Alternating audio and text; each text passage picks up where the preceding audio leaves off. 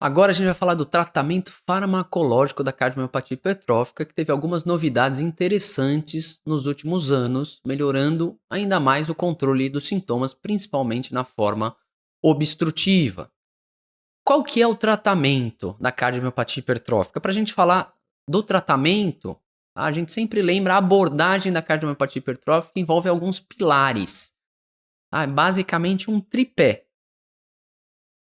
Tripé é controle dos sintomas, então a gente vai atuar para alívio sintomático, estratificação de risco de morte súbita, avaliar indicação ou não de CDI, e o rastreamento dos familiares. Esse tripé dos rastreamentos familiares a gente já comentou na aula passada, agora a gente vai falar do tratamento farmacológico e depois das indicações ou não de CDI.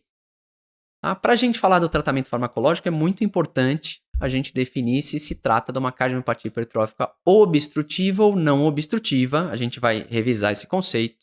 A não obstrutiva, aqui o gradiente menor do que 30. Tá? A gente vai sempre avaliar o risco de morte súbita, pelo menos anualmente. Aquele que já colocou o CDI não vai precisar ficar reavaliando. O paciente está assintomático, não tem indicação de medicamento.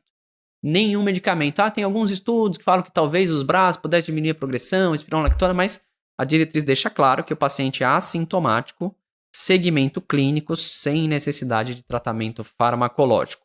No paciente com a forma não obstrutiva que tem dispneia, se ele tiver fração de ejeção preservada, indicação do beta-bloqueador, que é o principal medicamento sintomático, ou bloqueador de canal de cálcio não dihidropiridínico, aqui a gente fala o verapamil ou diltiazem.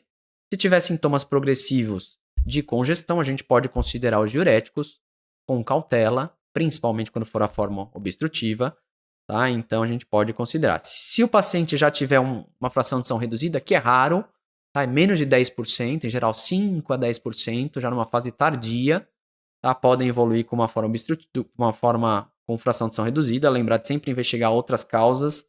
Nesse cenário, a gente vai tratar como ICFR, tá? E sempre avaliando a indicação de CDI. Se o paciente ficar refratário aos tratamentos, a gente deve considerar o transplante cardíaco para a forma não obstrutiva. Então, a gente ainda tem poucos medicamentos eficazes nos pacientes com a forma não obstrutiva, que é o que a gente está falando aqui. Já na forma obstrutiva, a gente tem os tratamentos melhores, os pacientes podem melhorar bastante dos sintomas. Mas como é que a gente define o que é uma cardiomiopatia hipertrófica obstrutiva? Tá? Lembrar que a gente já comentou bastante com vocês o movimento sistólico anterior, um dos principais motivos, né, de gerar esse gradiente. E quando eu tiver o gradiente aqui na via de saída, o gradiente máximo maior ou igual a 30, a gente pode falar que a gente está diante da forma obstrutiva. Isso pode ser ao repouso ou induzido por manobras. E naqueles casos muito sintomáticos, que o paciente tem um gradiente ao repouso de 15, eu fiz valsalva, não aumentou muito, mas o paciente é muito sintomático, o ideal é fazer um eco de esforço físico para avaliar esse comportamento do gradiente conforme esforço. Novamente lembrar que aqui é o gradiente máximo e não médio, e aqui tem duas distinções. Eu considero obstrutiva acima de 30, maior ou igual a 30, mas é obstrutiva bem importante quando dá maior ou igual a 50. Aí já é um grau de obstrução mais importante. Alguns dos tratamentos vão exigir esse grau de obstrução. Então, vamos lá. Novamente, cardiomiopatia hipertrófica obstrutiva assintomático, não tem indicação de medicamento. Tem sintomas? Qual que é o principal sintoma? Insuficiência cardíaca a gente já falou. Outros sintomas, angina, síncope, pré-síncope. Tratamento medicamentoso beta-bloqueador, em geral é a primeira opção, a não ser que tenha contraindicação. Verapamil ou diltiazem, a diretriz aqui coloca ou, em casos selecionados a gente pode usar e, mas em geral é ou, e aqui entra uma opção, a disopiramida, tá? Que é um medicamento usado antigamente como antiarrítmico, que tem um efeito inotrópico negativo, mas que não está disponível no Brasil, mas é possível importar. Eu tenho 2 pacientes no meu ambulatório usando, a gente importa da França. Tá? E os pacientes melhoram, o problema são os efeitos colaterais, principalmente boca seca, e a gente pode usar nesses casos a piridostigmina. Se mesmo usando beta-block, ou bloqueador de canal de cálcio, ou eventualmente se tiver acesso a disopiramida, o paciente persistir sintomático e aqui, tiver gradiente maior ou igual a 50, não é maior ou igual a 30, lembrar que a definição é maior ou igual a 30, mas para usar esses tratamentos tem que ser maior que 50, e também fração de ejeção maior ou igual a 55, eu vou considerar um medicamento que recentemente, tá? Não faz muito tempo, chegou ao Brasil, que é um inibidor alostérico da miosina cardíaca, e que promove melhora dos sintomas, que é o mavacanteno. Por que essa fração de ejeção maior ou igual a 55? Porque um dos principais efeitos colaterais do mavacanteno é a queda da fração de ejeção. Então, se eu já tenho fração de ejeção que não é normal, ele está contraindicado. Então, se eu tenho a forma obstrutiva com fração de ejeção menor que 55 e o paciente está refratário, eu vou considerar as terapias de redução septal, que a gente vai falar mais à frente. Se for maior ou igual a 55, eu tento o mavacanteno antes. Se não responder, a gente vai para a terapia de redução septal. Como é que funciona o mavacanteno? Tá? Em inglês é mavacantem, mas aqui no Brasil é mavacanteno, o nome comercial é Canzius. Tá? No sarcômero normal, a gente vê aqui as pontes de actina e miosina, e na cardiomiopatia hipertrófica sarcomérica, a gente vê que tem muito mais pontes.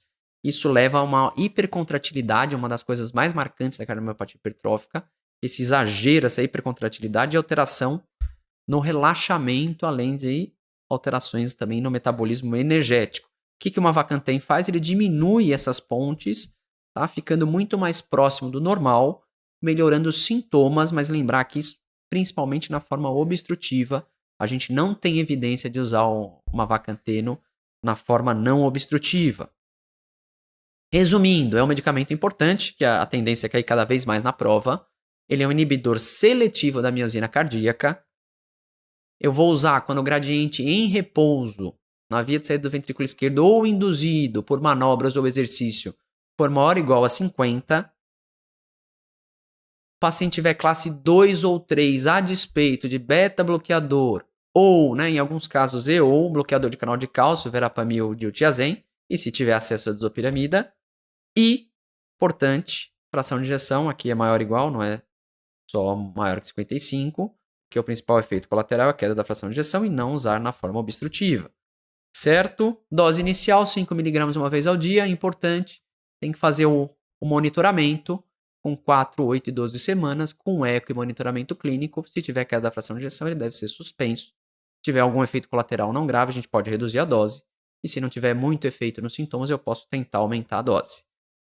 Qual que é o problema? A gente já comentou, um dos problemas é a queda da fração de injeção, mas o lado bom é raro essa queda, e quando a gente suspende, os pacientes voltam a recuperar a fração de injeção, mas o principal problema é o custo, que é bem elevado, tá? Acima de 10, 15 mil reais. Então o acesso realmente fica difícil. Tá? Então a gente falou do tratamento farmacológico da cardiomiopatia hipertrófica não obstrutiva e da forma obstrutiva, aí com a novidade nos últimos anos do mavacantem, mas a gente sabe que alguns pacientes persistem sintomáticos e refratários a despeito desse tratamento. Em seguida, a gente vai falar das terapias de redução septal para os pacientes com a forma obstrutiva, que não responderam bem aos medicamentos.